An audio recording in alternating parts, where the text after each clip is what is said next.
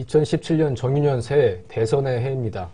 박근혜 대통령 탄핵 소추로 대선 일정은 앞당겨질 가능성이 크고 그렇게 되면 벚꽃 대선의 승자는 누구일지 벽두부터 관심이 집중되는데요. 오늘은 언론사들이 수행한 새해 여론조사를 바탕으로 조기 대선 구도를 점쳐보도록 하겠습니다. 언론사가 신년 여론조사를 많이 하고요. 이번에 이제 가상 대결도 벌였습니다. 그거를 보면 문재인 전 대표가 반기문 전 사무총장을 압도하는 그런 결과가 이제 나왔고, 그리고 뭐 3자 대결, 문재인, 반기문, 안철수, 문반한 3자 대결에서도 뭐 월등하게 1위를 하는 걸로 나왔습니다.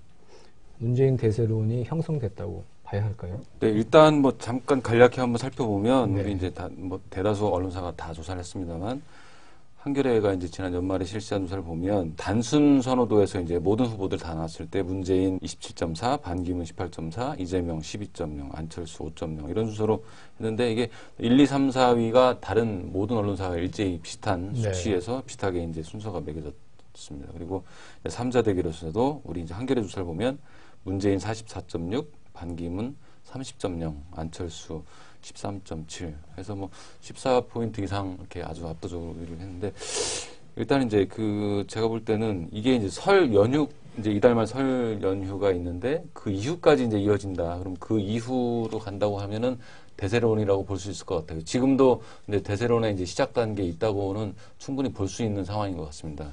왜냐하면 이제 문재인 전 대표의 지지율, 그 지지 구성을 보면 20, 30대, 40대까지도 굉장히 그 우위를 보이고 있고, 또 지역적으로도 대구 경북이나 반기문 전 유엔 사무총장이 있는 대전, 세종, 충청 이쪽을 빼고는 나머지는 서울 수도권이나 호남이나 뭐 강원, 제주 다 전국적으로 우위를 보이고 있고요. 또 문재인 전 대표가 이제 민주당에서도 어쨌거나 그 가장 그 주류지 않습니까? 그러니까 당내 이제 조직 기반 또 의원들의 지지세가 강하기 때문에 여러 이제 대세론에 올라탈 그런 그 조건들을 이미 이제 갖춘 게 아닌가 이렇게 판단이 됩니다. 네.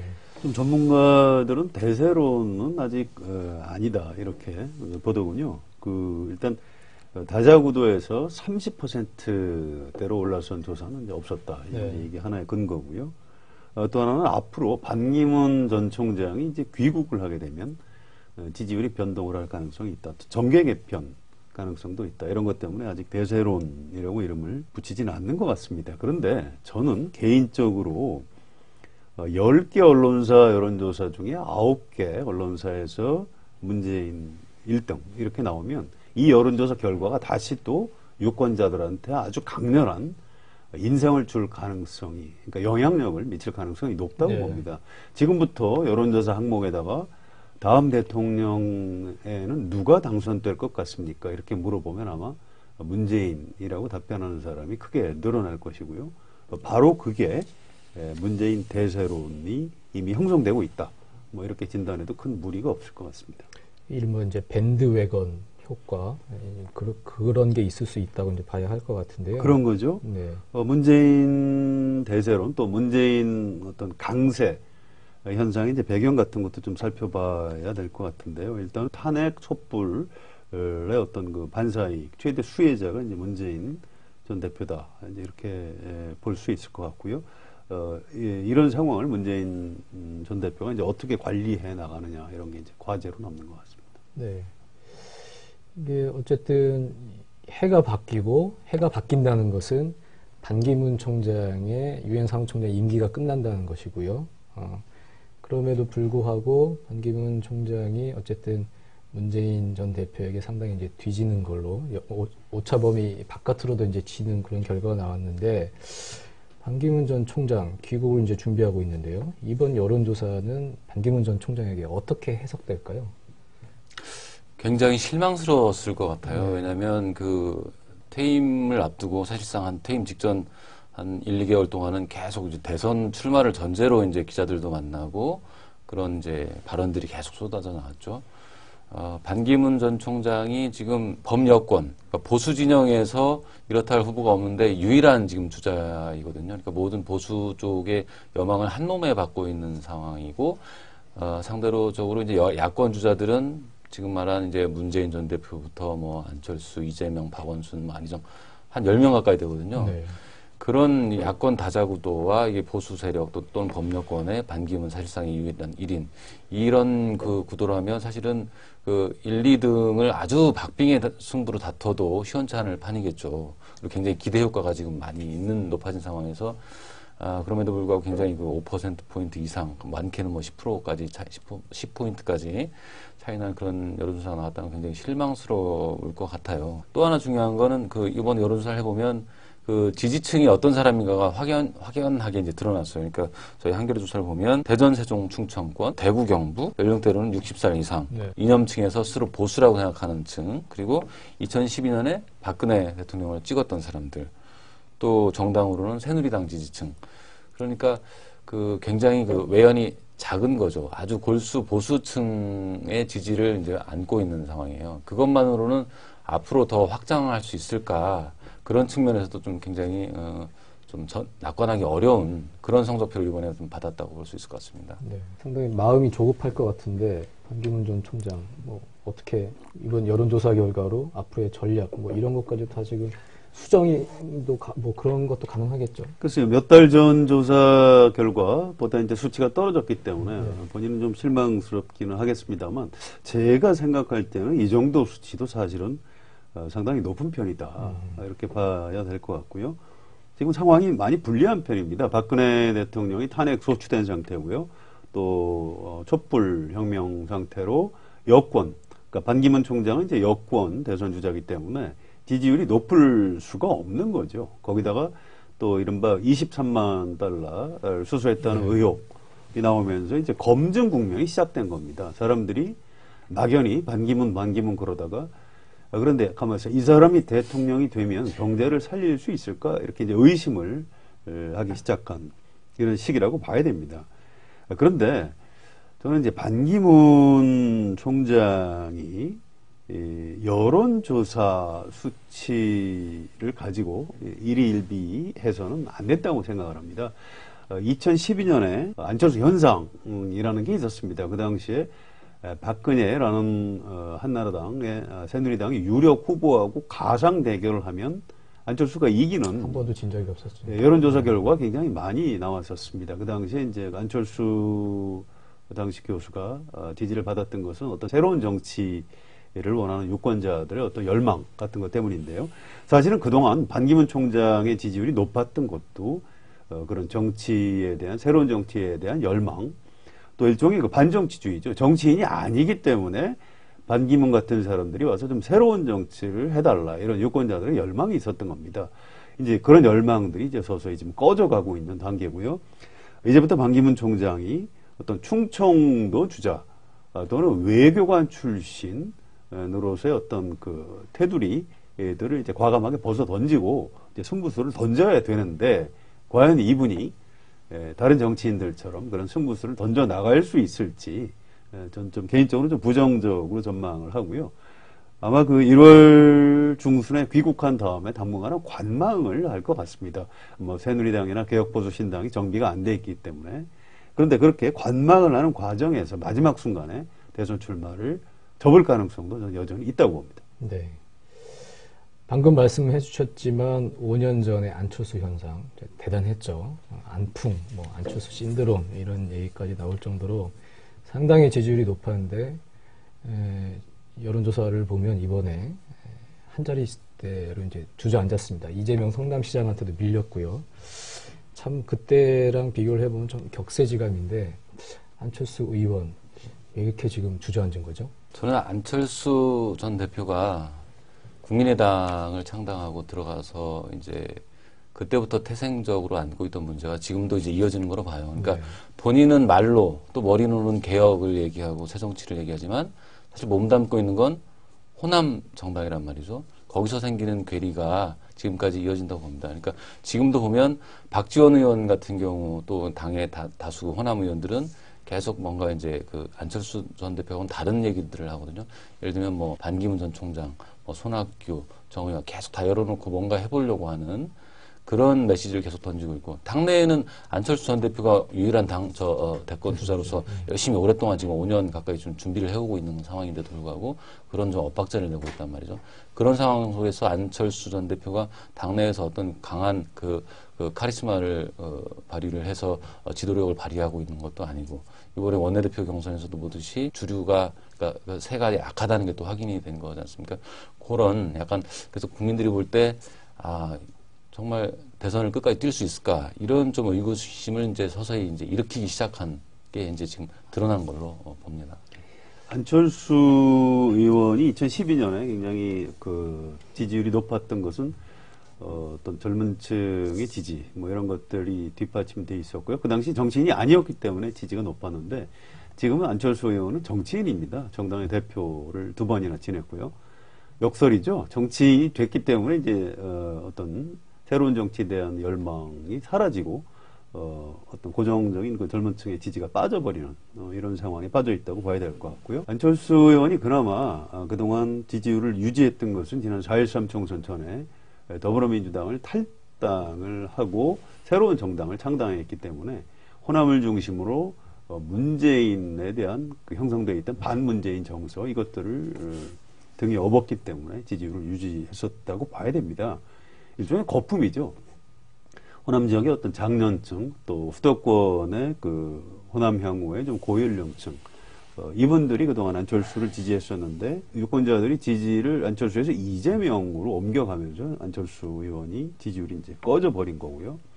그동안에 안철수 의원을 지지했던 사람들의 어떤 여론의 내용이 사실은 안철수 지지가 아니고 반문재인이었다, 이런 것이 이제 입증이 되면서 그 직격탄을 맞은 것 같습니다. 이제 안철수 의원한테 이제 남은 기회는 여권의 대선 주자가 다 몰락을 하고, 그러니까 반기문 총장이 아예 출마를 못할 정도의 상황에 이르고 해서 현재 여당을 지지하는 유권자들이 문재인은 찍기 싫으니까 안철수를 지지할 가능성, 이런 아주 그 확률로 보면 적은 이런 경우를 지금 기대하면서 레이스를 계속해 나갈 것 같습니다. 야당만의 대선이 치러질 때만이 그나마 승부 가능성이 있다. 그렇죠. 예전에 새정치연합 시절에 민주당과 통합을 할 때 내가 이제 호랑이굴에 들어가면 내가 민주당을 먹는 거 아니냐, 뭐 이런 워딩이 이제 알려진 적이 있어요.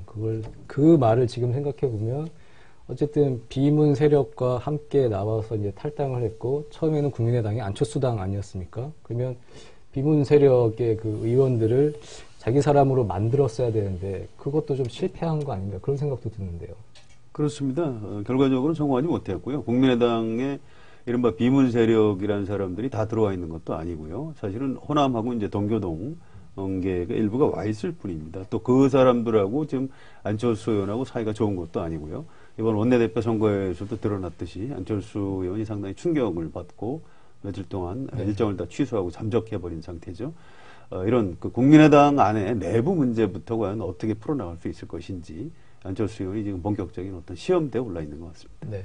야권 대선 주자들 가운데 어쨌든 문재인 전 대표가 월등하게 지금 1위를 차지하고 있고요. 다른 주자들이 지금 군소 주자로 지금 쪼그라든 그런 느낌입니다. 뭐 안희정 지사라든지 박원순 서울시장, 김부겸 의원 지지부진한 상태를 보이고 있는데, 이 주자들 뭐 돌파구는 없을까요? 어떻게 좀 움직여야 할까요? 쉽지 않을 겁니다. 일단 인지도에서 좀 차이가 많이 나는데요. 일단 문재인 전 대표는 인지도가 아주 높죠. 재수생이기 때문에 이제 갖는 어떤 프리미엄이고요. 반면에 이제 안희정, 이분은 이제 충남지사, 충남에 갇혀 있고, 또 박원순 시장도 서울시장입니다. 서울시장이다, 이 틀에 갇혀 있고요. 또 김부겸 의원 같은 경우에도 어떤 지역 감정을 정면으로 극복해보겠다 해서 대구에 가서 출마해서 성공을 거뒀지만, 그 바람에 오히려 대구 경북 정치인이라는 틀에 갇혀버리는 이런 역설적인 함정에 좀 빠져 있는 상황이죠.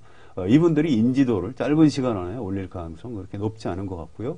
이재명 성남시장이 지금 더불어민주당 지지층에서 문재인을 제외한 나머지 지지를 다 흡수해버린 상황에서 이분들이 지금부터 경선에 참여는 하겠지만 지지율이 뭐 급반등하기는 쉽지 않아 보입니다.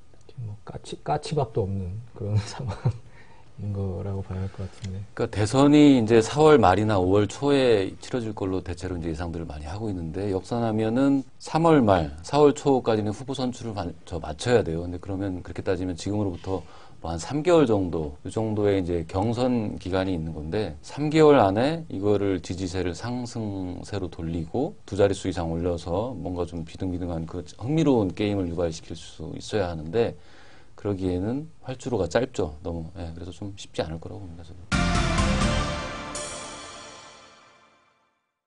네, 이번 새 여론조사, 대선 주자 가상 대결에서 유일하게 소외된 원내 교섭단체가 있습니다. 새누리당이죠.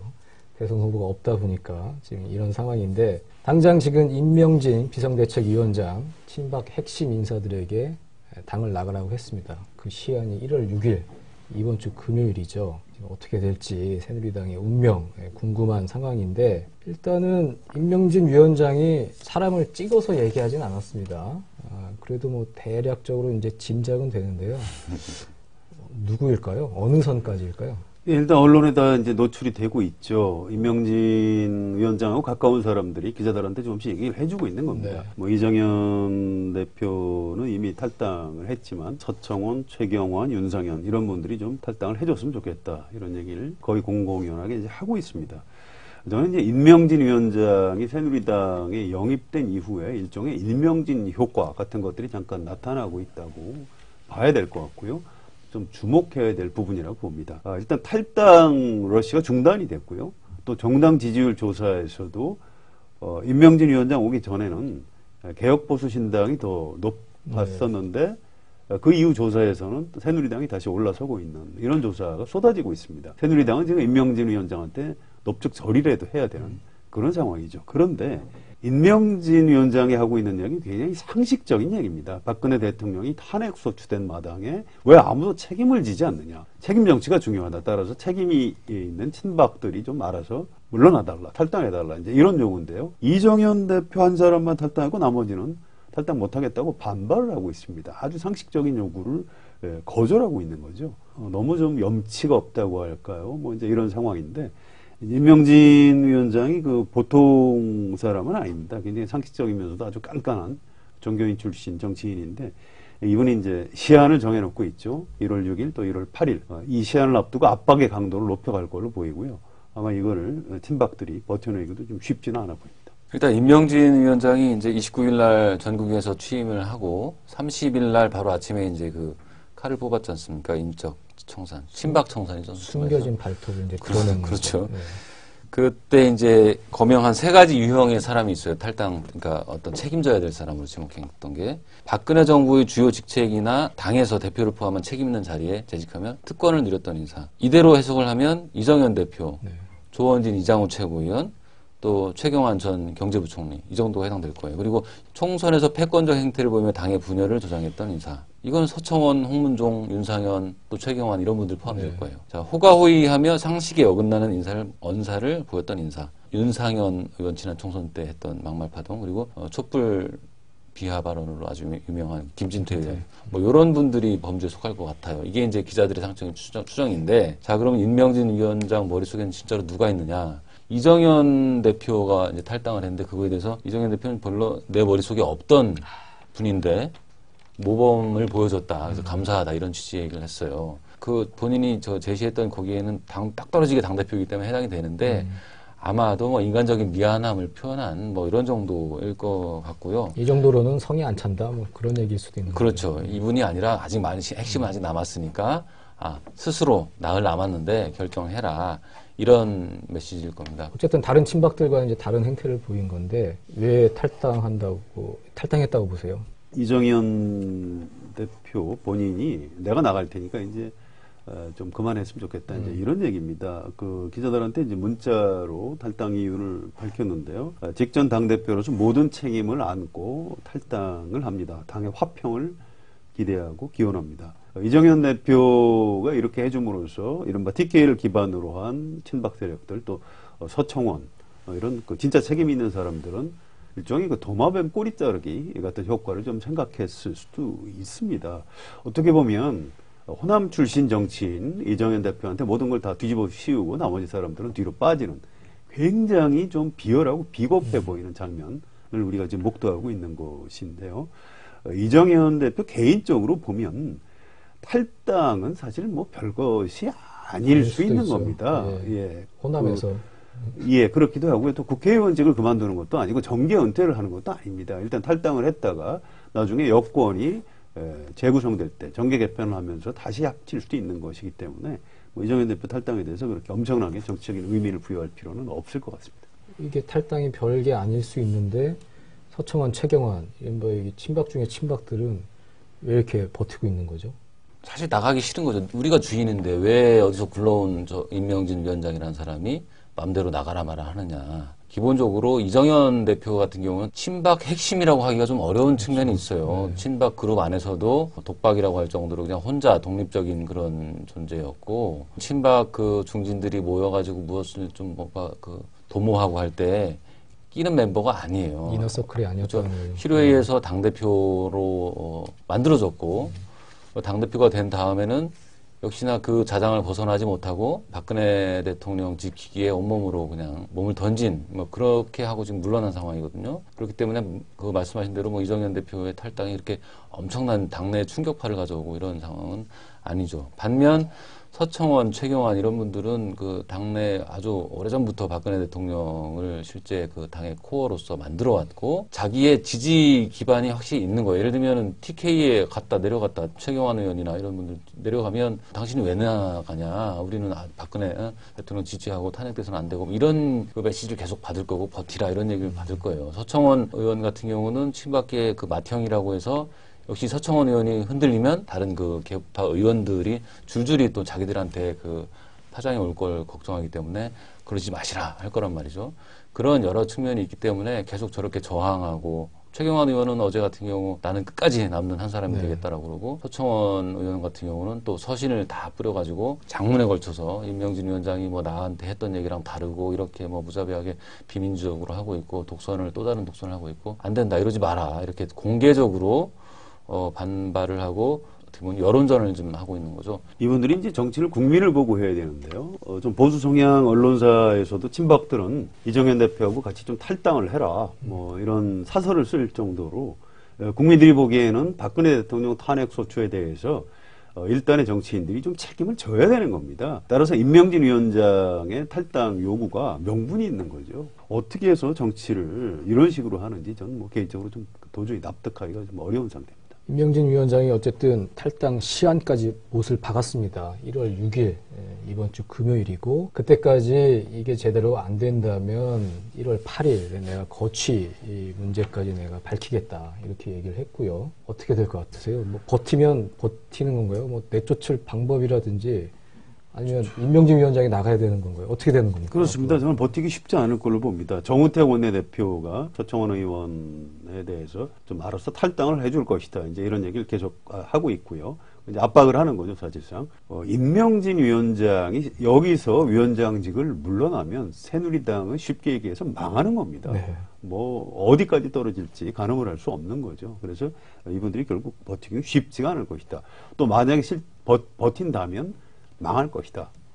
새누리당의 앞날은 지금 어둡고 암담하다. 이렇게 저는 예상을 합니다. 맞습니다. 어느 정도 상황- 선에서 이 네. 타협이 될 가능성도 있지 않을까요? 그렇죠. 그러니까 임명진 위원장이 애초에 밝혔던 거 아까 세 가지 유형대로 하면 사실 꼽자면 뭐 한 10명, 20명도 꼽을 수 있어요. 그렇지만 일종의 좀 여론전이었던 것 같고 오늘 또 한 얘기는 나는 핵만 제거한다. 핵만 제거하면 그 악성 종양이 더 번지지 않을 거다.